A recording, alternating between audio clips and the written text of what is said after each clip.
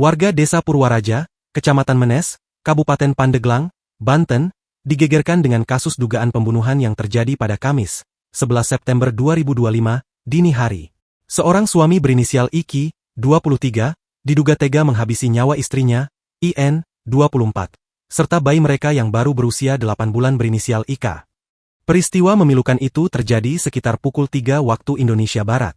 Sebelum kejadian tragis tersebut, korban sempat membuat unggahan terakhir di akun Instagram miliknya Indah_Sakinah00. Dalam unggahan story, terlihat foto IN bersama sang bayi dengan tulisan caption "Maafin ayah ya sayang". Unggahan itu diketahui diposting sekitar 11 jam sebelum korban ditemukan tewas. Story terakhir korban kemudian ramai dibagikan ulang oleh sejumlah akun media sosial hingga viral. Warganet pun membanjiri unggahan tersebut dengan beragam reaksi. Tak sedikit yang merasa pilu sekaligus mendoakan almarhumah IN dan bayinya.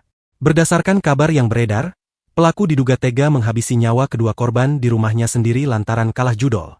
IQ diduga memiliki utang kepada perusahaan ekspedisi JNT, tempatnya bekerja. Jumlah utang Iki kepada perusahaan tersebut mencapai 11 juta rupiah. Uang itu diduga digunakan oleh pelaku untuk bermain judol.